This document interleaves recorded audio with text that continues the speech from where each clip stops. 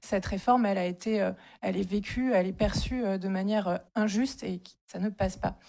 Je voulais prendre la parole, moi, au sujet de tous les arguments qu'on entend pour dénoncer cette réforme, l'injustice de cette réforme des retraites, arguments que David Martineau a énoncés. Moi, je voulais revenir sur l'un d'entre eux qu'on voit beaucoup en manifestation dans les cortèges. Et il s'agit du lien qui est fait entre l'injustice de la réforme des retraites et le climat. On voit beaucoup sur les pancartes « Retraite, climat, même combat ». C'est des pancartes qui sont portées par des jeunes, par des défenseurs de l'environnement. On trouve Alternatiba, on trouve des mouvements comme les Amis de la Terre, la Confédération Paysanne ou encore Greenpeace. Ça fait beaucoup. Et je voulais expliquer ce lien qui paraît peut-être pas si évident prime abord, surtout parce quand on n'est pas encore convaincu, qu'on n'a pas encore entendu ces questions. Ce lien, en fait, il est assez simple. C'est d'abord pour rappeler que quand on veut mener une politique efficace de protection de l'environnement, on ne peut pas le faire sans veiller au meilleur partage des richesses. Parce que agir pour le climat, c'est diminuer l'empreinte des personnes, des groupes sociaux et des pays les plus riches, les plus consommateurs de ressources, et c'est augmenter la capacité des plus vulnérables à s'en sortir. Et le projet de réforme de retraite imposé par le gouvernement vise justement l'inverse, c'est pénaliser les plus précaires, diminuer le nombre d'années de vie sans travail, sans toucher ni aux cotisations des grandes entreprises, ni aux grandes fortunes.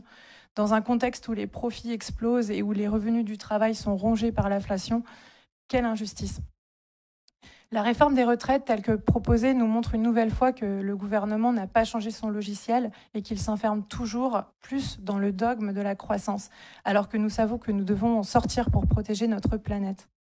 On nous rétorque que la réforme, elle est prévue pour préserver notre système de retraite par répartition.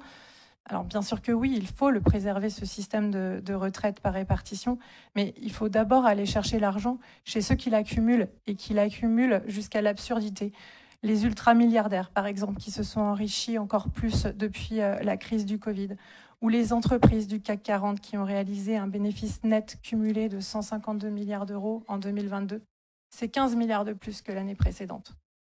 Cette ponction du capital, là où il s'accumule jusqu'à l'absurdité, c'est tout simplement le bon sens. D'autant plus que ce sont les plus aisés qui polluent le plus, et c'est prouvé dans tous les rapports. C'est la frange des 10% les plus aisés des populations qui émettent la moitié de nos émissions de gaz à effet de serre.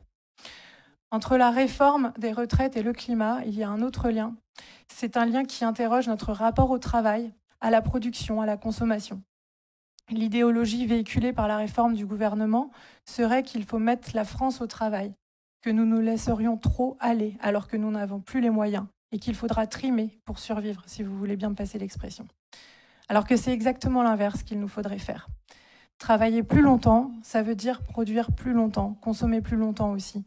Or, les crises environnementales et notamment la crise énergétique interrogent nos modèles de production et de consommation. Un rapport du GIEC publié le 20 mars dernier, c'était 4 jours après la dernière utilisation énième du 49.3 par la Première ministre. Ce rapport n'a pas fait la une des journaux télévisés, loin s'en faut. Ce rapport nous dit dans les grandes lignes que les émissions mondiales de gaz à effet de serre ne cessent d'augmenter, que les activités humaines en sont la cause, n'en déplaise au ministre de l'écologie qui rappelait en début de semaine à l'Assemblée nationale que le réchauffement climatique était d'origine naturelle.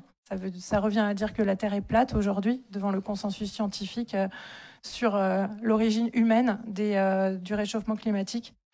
Ce rapport nous dit aussi qu'environ la moitié de l'humanité vit dans un contexte de grande vulnérabilité par rapport aux événements climatiques de plus en plus extrêmes, que ce réchauffement a des conséquences négatives sur notre sécurité alimentaire, sur notre sécurité par rapport à l'accès à l'eau, et je pense qu'en Loire-Atlantique, on est concerné. Chaque 10e de degré du réchauffement compte. La menace est donc grave, et ce rapport nous dit que pour inverser la tendance, il faut rapidement, durablement et fortement limiter nos émissions de gaz à effet de serre. Donc aujourd'hui, conduire une réforme injuste et antisociale, ce n'est pas l'urgence. L'urgence, elle est environnementale et son corollaire, c'est la correction des inégalités sociales. Je vous remercie.